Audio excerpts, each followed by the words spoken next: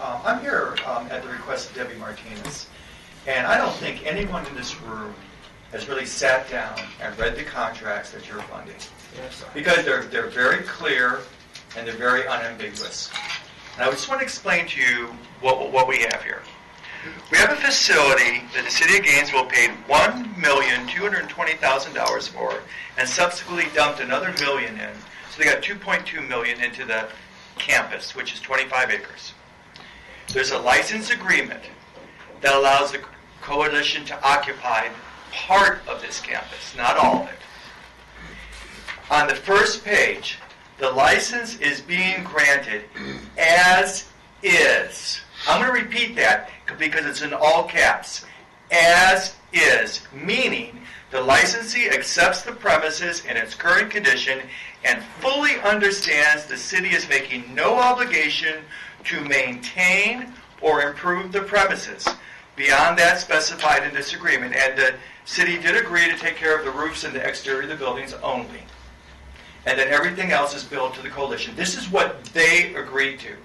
Now, sir, you have said, why aren't there standards? Well, actually, there are standards because there's a separate service agreement that has been amended as of it was amended in August. It was amended again in August, and now they're amending it again. And all the amendments involve more money. But if you, and another thing to understand is this service agreement is for 2.5 years.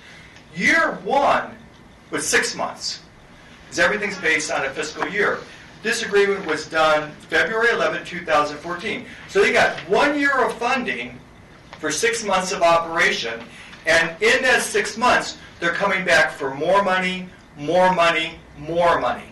Now, if you look in the attachment A that Commissioner Byerly, as overseer, claims to have read, and you see that there are standards that they're supposed to be met. Let me give you an example. They're supposed to immediately put the GRU bill in their name, and they're claiming the GRU bill is eating them up. They have never put the GRU bill in their name. They've run up $56,000 in utility charges paid by the City of Gainesville. They've never transferred it into their name. Today, the bill is in the name of the City of Gainesville. They violated the contract right there. By September 30th, 2014, they're supposed to have certain things in place. They are not in place. By today, they're supposed to have 100 people inside. They've got 22 people inside. They are in flagrant violation of what they agreed to do by this date, and they're way over budget. It's a double whammy. If Commissioner Byerly had a tenant treating their lease like this agreement, Commissioner Byerly would evict them, which you have a right, which the City of Gainesville has a right to do. 30 days notice, they're out of there. They have not delivered anything near what they promised. They are way over budget. Now, I have gone out there personally and photographed this place. And I've gone out and videographed this place. If you go to citizencoalitionpac.org website, you will see a video, and I counted 95 tents from the road last week. 95. Some 10-man tents. Some they're not actually tents. They're structures. They're illegal structures. There's wood framing and everything. I have no idea how many people are living out there.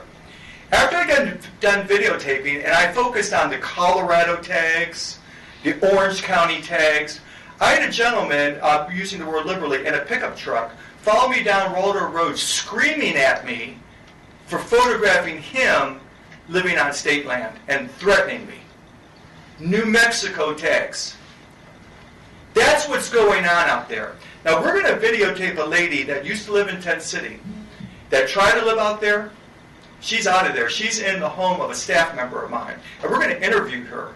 And she's going to tell you about what's going on out there. And Mark Vinsky is living out there. And he's been calling the police repeatedly. The police have been prevented from responding to 911 calls. It's dangerous. It's a different crowd than in Tent City. It's more out-of-towners and it's more hardcore people.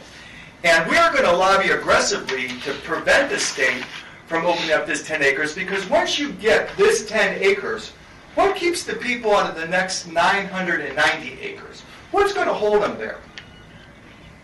The state would be insane to transfer you 10 acres of land where people are violating every single rule governing camping on state land. Every single rule is violated. And let me tell you this, not if, but when one of these clients, as you called them, rape someone, murder someone, attack someone, whether it be another resident or someone in the duck pond, Robert Rush is going to come and get involved, and you know what's going to happen.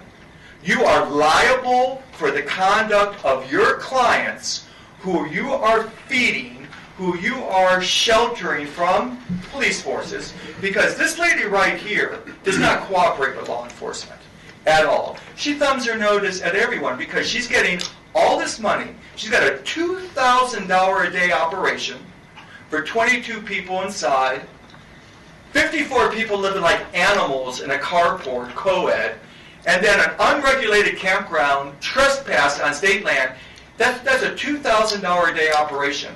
How can anyone look at that and say the taxpayers are getting the money? Or how could you even say you're helping these people? When I went out there to do this photo tour, including this kitchen that has never been used, because you're funding the churches to bring them the food. When I went out there, the people in the tents were outraged that he would even photograph them. Point of order. Are we taking citizen comment? This is citizen comment. Yeah, I figured that there was no motion on the floor, and he had but he had waited a long time. He kept raising his hand. There may be others. I'm just asking, Yeah. are we taking citizen comment? And Yeah. are there any rules for citizen comment? Well, I'm sure there have been, but today it hasn't been. So, Well, I'm asking you, the chair. I mean, when we're in here, it seems that folks have had unlimited time to Rodney speak. Long spoke for about a half hour, and he had good comments. But this kitchen has never been used. They dumped hundreds of thousands of dollars in it. What they did is they fixed up the kitchen that they don't use. They fixed up the chapel that they can't afford the utility bill for. Then they say they're out of money. It was completely mismanaged from the very beginning. And they envisioned a multi-million-dollar-a-year operation, clearly. That's their plan. The more people, that's why they need the people in the tents, to make it look like they're doing something. But this is a catastrophe for the innocent people at Takachali to have, people of this genre camped out right next to them, to the 400 employees at the East UF campus. I own property along Waldo Road. This whole area is coming back, and you are creating a quagmire that's going to contaminate this whole 1,000-acre forest. They're not going to stop at the 10. They'll be out to the 30, and then they'll be heading out toward Newman's Lake.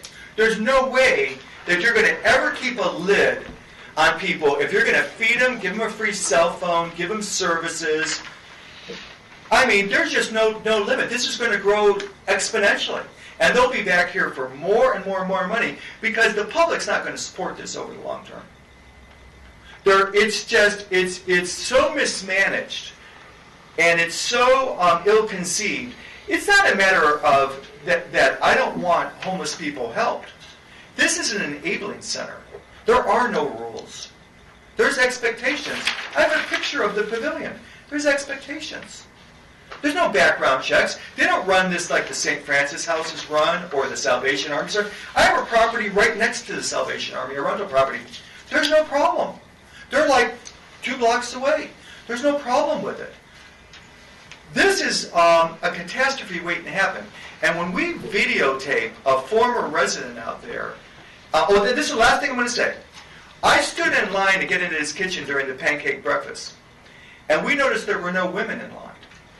And I was with Debbie Martinez, who kind of looks like a homeless person. She's real good with people. And she asked this gentleman, I said, why are there no women in line? Well, he said, well, they're lazy. They won't stand in line for food. We bring it back to them.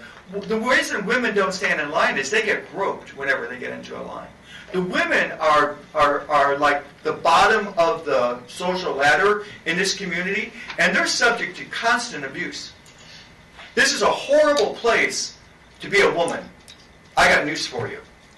And we're going to be videotaping a woman that tried to live out here, who lived very successfully in Tent City, and we're going to reveal what's been created out here. And I don't think Putnam's going to let this land deal that's going through, because Perry's now got his eyes open. The state would be crazy to give you 10 acres next to 990 acres that cannot be policed. They'd be out of their mind to do that, and I don't think they're going to.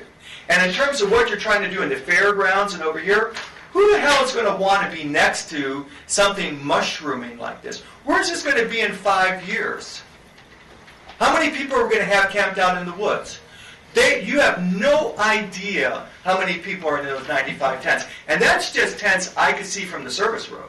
I don't know how far back. It's not safe to walk around back there. Because they're threatening me just to sit in my big, huge truck and videotape them. They're going down Walter Road. So I can't go out in the woods unless Tony Jones gives me a police detail. And if he does, I will go through the woods. And I'll photograph everything going on out there. The police fully support what they're doing.